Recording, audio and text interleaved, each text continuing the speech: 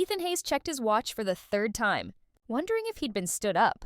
The upscale cafe buzzed with the lunch crowd professionals grabbing quick meals between meetings. This was exactly the kind of place his assistant had suggested for what she'd insisted was an important meeting with someone who needs to thank you personally. At 34, Ethan was the CEO of Hayes Industries, a manufacturing company his grandfather had founded, which he'd modernized and expanded into green technology.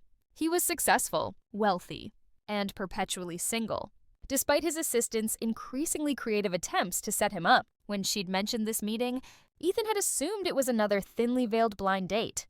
He was considering leaving when a young woman approached his table. She was striking, with blonde hair that fell in waves past her shoulders, wearing a professional outfit, a cream blouse and red skirt that suggested she'd come from an office. But what truly caught Ethan's attention was her expression: nervous, emotional, yet determined. "Ethan Hayes?"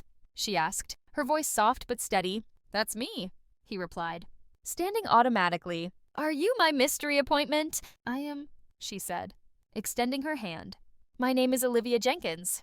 Thank you for agreeing to meet me." As they sat down, Ethan studied her face, trying to place her. She looked vaguely familiar, but he couldn't identify where they might have met. "I have to be honest," Ethan said. "My assistant set this up and was very mysterious about it. She said someone needed to thank me personally, but I have no idea what for. Have we met before?" Olivia took a deep breath, and Ethan saw her eyes glisten with unshed tears. "We've met, though you wouldn't remember it. It was 10 years ago. I was and you saved my life." Ethan felt his heart skip. "I don't understand. 10 years ago?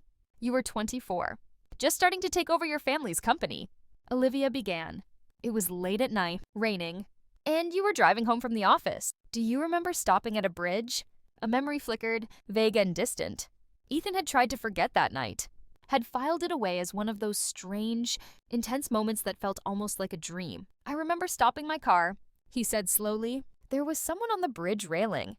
"That was me," Olivia said, tears now flowing freely. "I was 14 years old, and I was going to jump. I'd climbed up on the railing, and I was seconds away from letting go. Then you stopped your car and got out in the pouring rain." Ethan's memory sharpened. He remembered now a young girl in a school uniform, soaked through, standing on the wrong side of the railing. The terror he'd felt, the careful approach, the desperate attempt to talk her down. "You were just a kid," Ethan whispered. "You looked so small and scared." "I was terrified," Olivia admitted. "I'd been bullied mercilessly at school for 2 years. My parents were going through a bitter divorce and using me as ammunition against each other. I felt invisible and worthless, and I'd convinced myself the world would be better without me. That night, I decided to end it." She leaned forward, her hands clasped on the table. "Then you appeared, this stranger in an expensive suit, getting soaked in the rain, telling me that you understood what it felt like to be hopeless. Do you remember what you said to me?" Ethan thought back. "I told you that I'd felt the same way when I was young, that I'd lost my parents in a car accident when I was 16 and wanted to give up, that life had seemed unbearable until someone told me that pain is temporary, but death is permanent." "You talked to me for over an hour," Olivia said, standing in the rain, completely calm, like you had nowhere else to be. "You didn't lecture me or tell me my problems were small. You treated me like an adult, like my pain was real and valid. And finally, you said something that changed everything." "What did I say?" "You said, 'I don't know your name, and after tonight, we'll never see each other again. But I need you to know that your life has value. Even if you can't see it right now, someone somewhere needs you to survive tonight. Your future self needs you to be brave for just a little longer. Can you be brave for one more day? Just one?'" Ethan felt his throat tighten. He'd said those words because they were what someone had once said to him. Words that had kept him alive during his darkest moment. "I was brave for one more day," Olivia continued, "and then another, and another. You called the crisis hotline for me that night, waited with me until someone came. You made me promise to go to therapy, to give life one more chance. I remember," Ethan said quietly. "The counselor arrived, and you left in their car. I never knew what happened to you after that. I tried to follow up, but patient confidentiality meant I couldn't get information. I went into intensive therapy," Olivia said. "I was diagnosed with depression and anxiety. My parents finally realized how serious things had gotten and stopped using me in their fight. I transferred schools, made new friends, learned to see myself differently. It wasn't easy or quick, but I survived because a stranger cared enough to stand in the rain and convince me my life was worth living. She pulled out her phone and showed him photos. I graduated high school with honors. Got accepted to Northwestern. Graduated last month with a degree in psychology. I'm starting a master's program in the fall to become a therapist for teens dealing with mental health crises because of you. Ethan looked at the photos of a confident young woman in a graduation gown, surrounded by smiling family, living a life that almost wasn't. Olivia, I'm so glad you survived, that you thrived, but I didn't do anything special. I just couldn't drive away. You did do something special, Olivia insisted, leaning close and lowering her voice so only he could hear. I'm just here to say thank you. Thank you for seeing me that night, for treating my pain as real, for giving me permission to be brave for just one more day. You gave me a life, Ethan. Every good thing that's happened since then exists because you stopped your car on that bridge. Ethan felt tears in his own eyes now. I'm so proud of you for fighting, for healing, for turning your pain into purpose. They talked for another hour. Olivia told him about her plans to work with at-risk teens, to be for others what he'd been for her. Ethan shared more of his own story, the grief and depression that had nearly consumed him after his parents died. The person who'd saved him, it was my grandfather, Ethan explained. He told me about losing his wife young, about how close he'd come to giving up. He said he survived by helping others, by turning his pain into purpose. That's why he built this company, to create jobs and opportunities for people who needed a second chance. And that's why you continued his legacy, Olivia said with understanding. I've tried, Ethan admitted. Though sometimes I wonder if I'm really making a difference or just making money. You made a difference to me, Olivia said firmly. The biggest difference possible.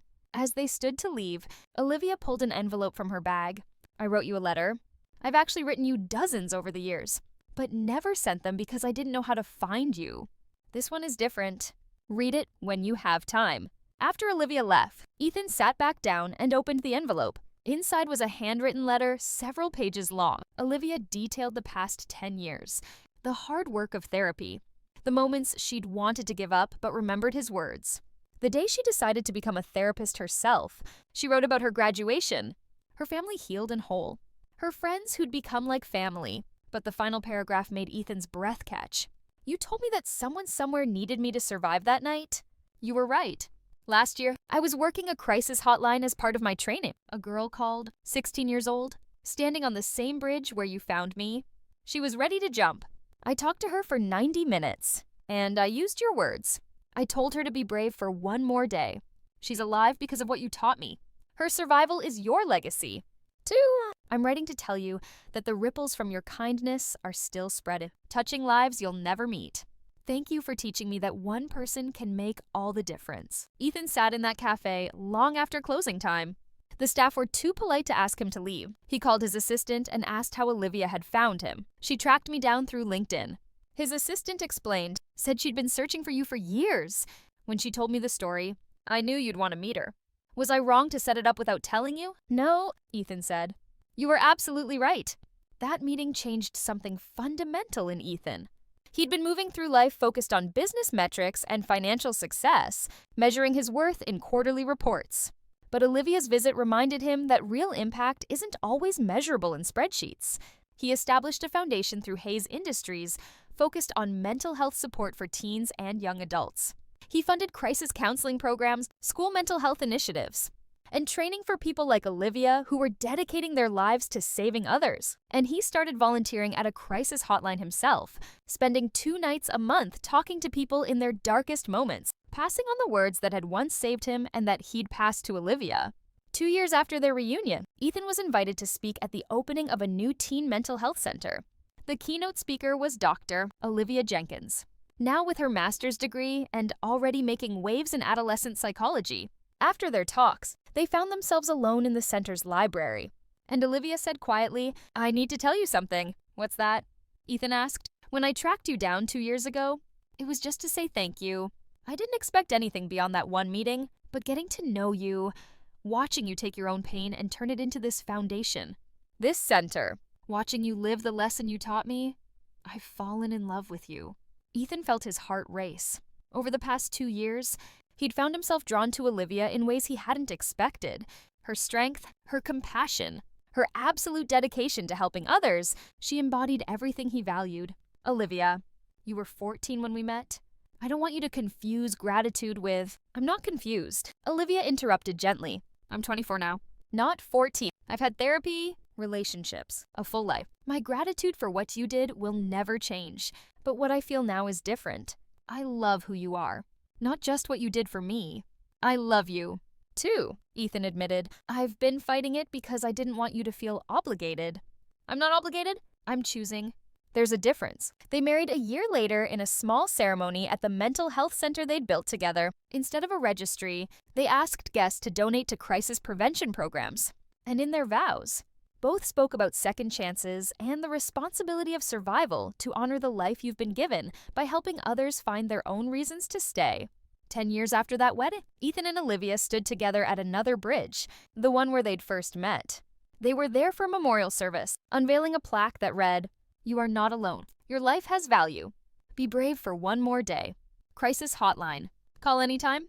Their daughter, 8 years old and named Hope, asked why they came to this bridge every year. Because this is where your daddy taught me to be brave, Olivia explained, and where I learned that one person caring enough to stop and listen can change everything. It's where I learned, Ethan added, that the most important thing we can do with our lives is show up for people in their darkest moments and remind them that darkness is temporary, but the choice to survive opens up infinite possibilities. Hope looked at the bridge, then at her parents. When I grow up, I want to help people be brave, too.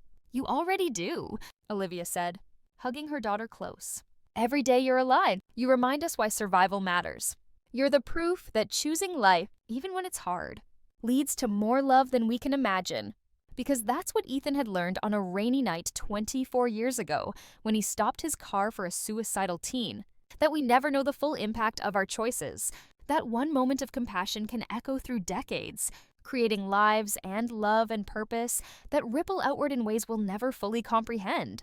Olivia had come to say thank you, but in doing so, she'd reminded Ethan that his own survival had been worth it, that his grandfather's words about turning pain into purpose hadn't just saved him.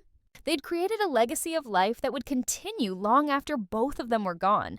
If this story touched your heart and reminded you that our darkest moments can lead to our greatest purpose and that one person caring can save a life, please like, share, and subscribe for more stories about mental health, the power of compassion, and building legacies that matter. Comment below about a time someone's kindness gave you hope or about learning that survival is the bravest choice we can make. If you or someone you know is struggling, please reach out to a crisis helpline. You matter. Your life has value, and the world needs you to be brave for one more day.